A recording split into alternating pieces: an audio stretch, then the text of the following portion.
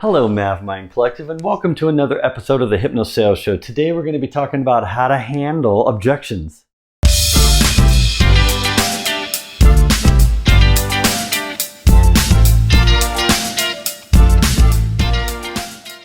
So I've had the privilege of working for different companies in my career, representing different products and services. And in all of those experiences, in those engagements with prospects and clients and customers, one thing is consistent in all of those situations, and that is there's always a possibility that an objection occurs.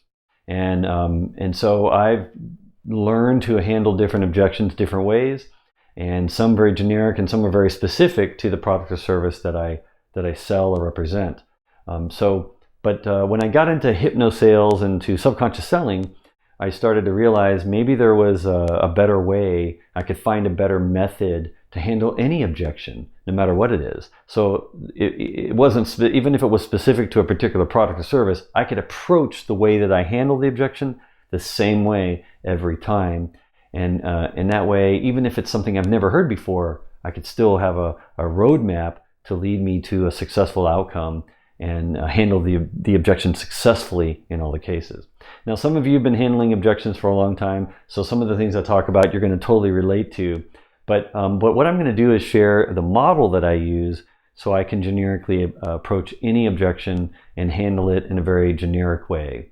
So that way I can perfect this skill, and I have perfected this skill over the years because I've simplified it down to basically the four elements of a belief and understanding, generally accepting the fact that all objections come from a disbelief. In other words, they have a belief about something, and now I'm proposing something to them that causes them to not believe it because it's not congruent with their current belief. I'm presenting potentially a new belief that they've never heard before, especially if my product or service is disruptive and no one's ever heard it before, and I'm educating them on how my product is better than anything out there because we're doing something new and innovative. Of course, it's going to be something they've never experienced before, so they're going to be like, I don't know if I believe that. So they're going to object out of that source of their current belief that they have conflicts and it's not congruent with the belief that I'm presenting to them about my product or service. So think of it generically like that. And these four elements, these are the four elements from a subconscious perspective. These are the four elements of any belief that we have at all. And I'll give you the definitions here so we can talk about this and how I go about using this method to handle any objection. So the first one is value, and that is the meaning of the belief. That's what the belief means to me. If I have a belief about something, it's what it means to me. The internal state is the other element, and this internal state is basically what supports the belief. It's my feeling or my emotion that I've attached to this belief in order to support it, keep it going. And then the expectation is the motivation that I have to keep it going. Okay, I'm motivated. We're all motivated to keep our beliefs going based on how we feel about it or our internal state, right? This is our internal state, how we feel inside, deep inside our subconscious. And then the experience is what shapes and gives the belief form. So think of it like, is the belief circular, square, rectangular? Like it gives it substance and boundaries and it shapes it so we can kind of imagine it and kind of keep it in our subconscious somehow as a thing, a belief as a thing that we're maintaining. So if I have all four of these elements, the value, internal state, expectation, and experience, all congruent with each other and reinforcing each other, then I'll maintain that belief and I'll continue to have that belief until someone disrupts this, one of these elements or more, and gets me to transform it to a new belief. And I'll just replace these four elements with a new idea for each one of these categories in this model. And then if I can have congruency there at that point, then I'll successfully transform my belief to a new belief.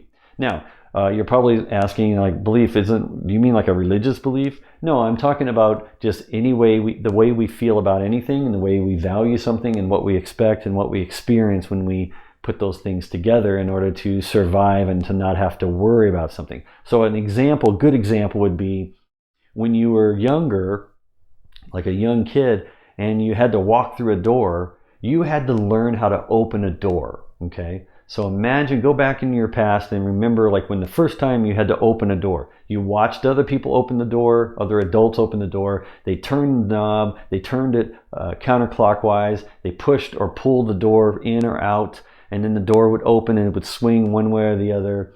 And then you started to notice the hinges on the side, and based on where the hinges were and where the knob was, you figured out that the door is going to swing to the left or to the right, in or out. And you learned over time to believe, when I see a door shaped that way, I believe it's going to open this way or it's going to open that way. Like you just have a belief about it and you don't even think about it anymore because you want to go through the door, and that's your value, right? That's the meaning. I want to get through the door. The internal state is I feel comfortable with where the door opens based on when I'm looking at it. And I expect it to open this way. And when I go to test it and pull it, sure enough, I prove to myself, okay, that it opens the way that I thought. So then it reinforces all of it all over again. So I know that every time I see a door that looks like that, this is the way it's going to open, and I need to get through. So I need to pull it this way to go through. Okay. Now, what if you were to approach a door that looked like that, like all the other doors you've imagined and experienced in your lifetime, and you went to grab the knob and suddenly it doesn't move the way you thought? You would be startled. You would be like, what's going on? And let's say someone came and knocked on it 3 times and the door like came down like a drawbridge. Okay, it just came down magically like a drawbridge down on the floor, and you walked across the door to get through, and then it came back up and closed like that. That would be strange. Like you'd be like, I've never experienced a door that opened like that. I saw the knob, I saw the hinges, I thought I knew how it was going to open, and I didn't know you had to knock on it 3 times like with a rhythm like that person did. And now that was a new expectation. I wasn't expecting that.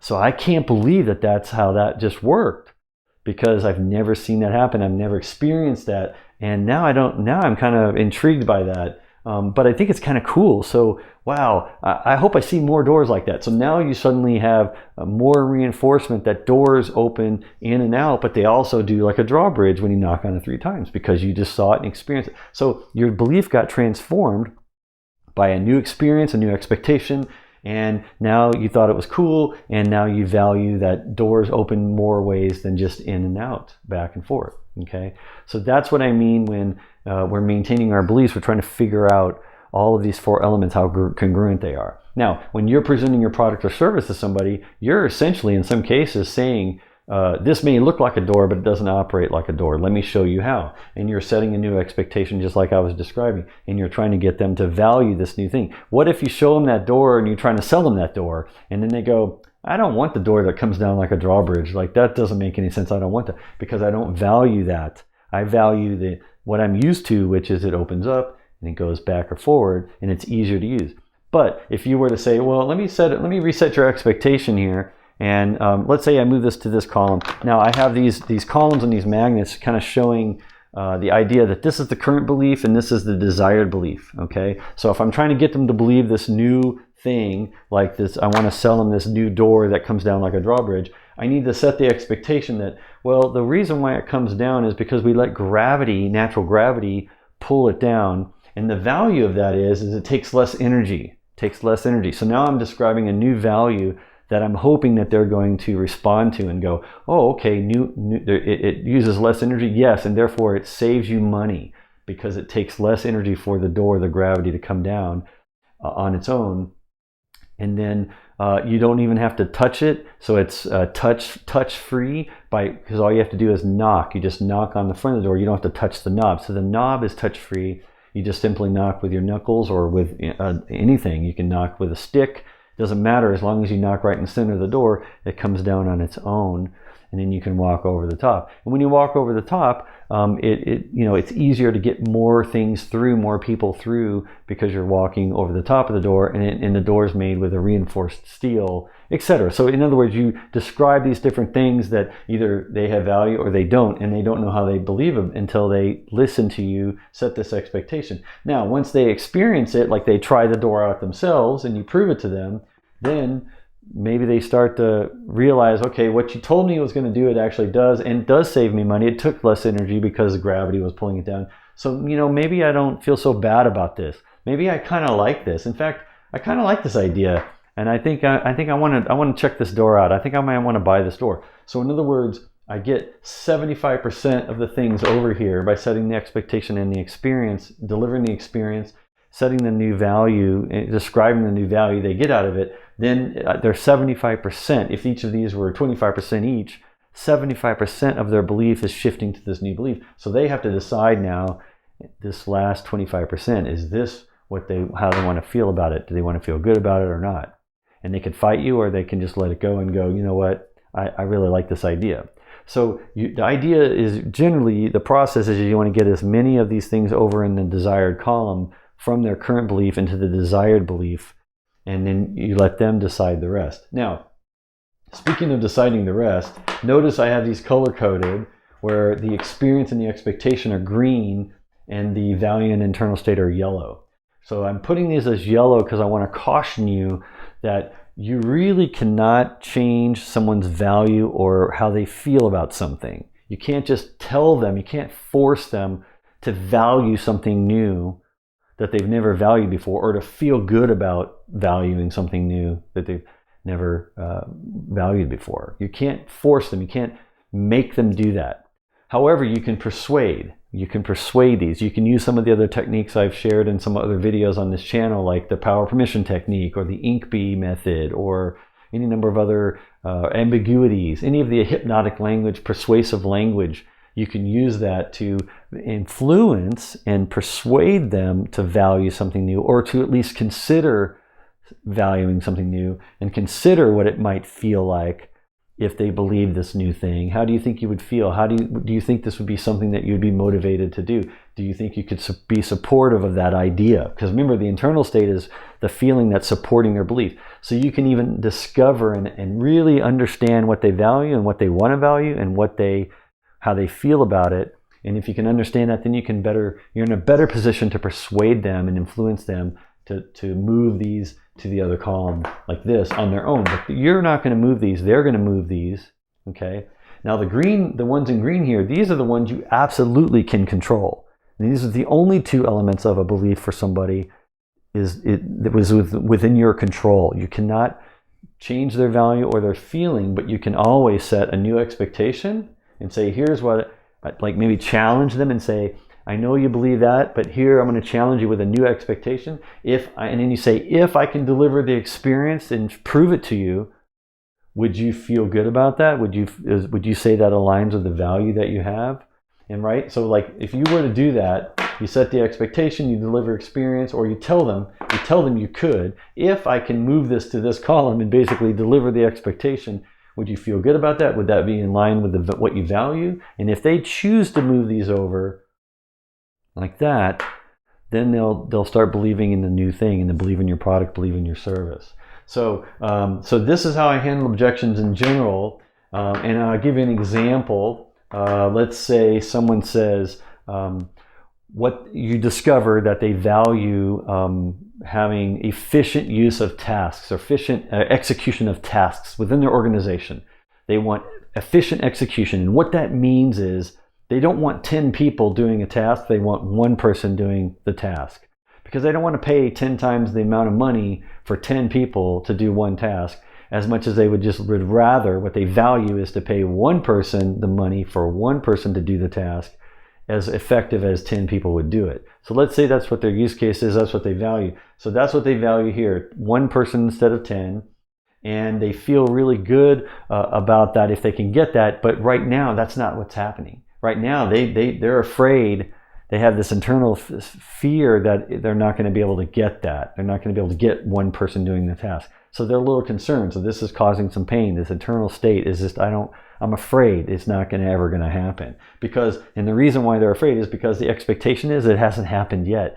When no one's ever told us that it could happen, and we're not experiencing that right now. What we're experiencing is it takes 10 people to do it instead of one. So I am not really liking this at all. But that's their belief. The belief is it takes 10 people to do it, but it's not what they want. So what they want is to have one person do it. So they actually want a new belief. They value something new because what they have now doesn't work for them. Okay? So if you come in and say, all right, well, let me reset. If I could show you where one person can do one task, And I can actually, I think our product can do it. So I'm going to tell you right now, our product can actually handle that. And we can help you with that use case.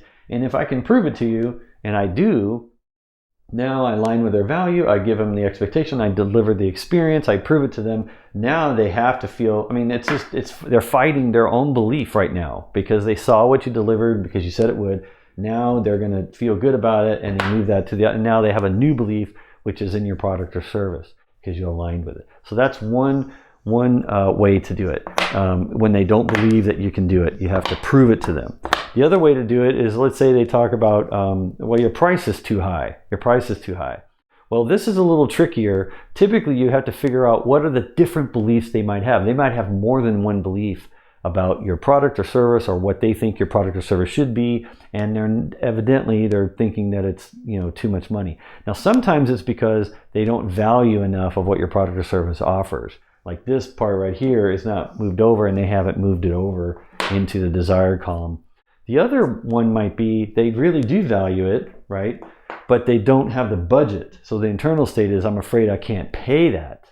So if that's the case, then you can maybe say, okay, well, let me reset the expectation here. If I can lower the price, then would you feel differently about it? Would you feel better about it? And they say, yeah, if you lowered the price, I would feel differently about it, but I haven't seen you lower the price yet. So then you go back, you say, okay, you come back and say, okay, I lowered the price. And you deliver the experience, which is, I said I could lower the price, now I just did. So now how do you feel about it? Are you going to go with it? You can hold them accountable to change their own feeling and attach the emotion to finally. Now, so now they believe and you've handled the objection. If, let's put it back here and say they don't like paying that much money, and you say, if I lower the price, I'm not going to be able to lower the price. Let's say you can't lower the price, but what I can do is I can sell you a smaller amount.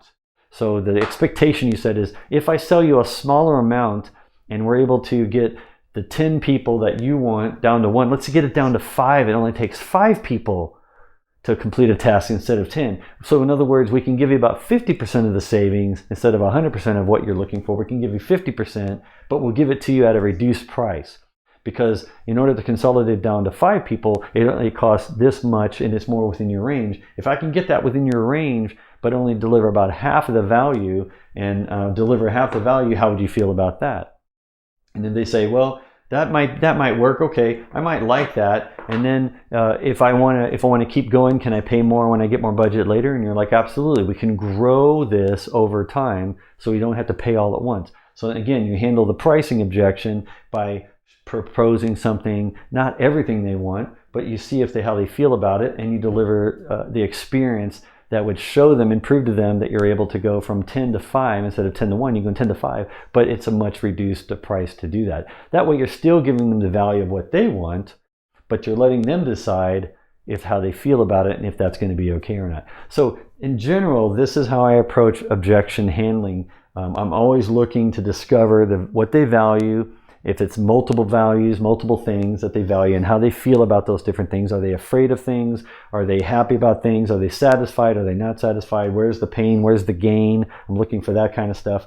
And then I'm figuring out what I can control, because this part in the green here, absolutely, this part I can control, these two things at all times. So I always have the expectation that I set and the experience that I deliver, so that they can decide on their own whether it's what they value and whether they want to change their mind, how they feel about it.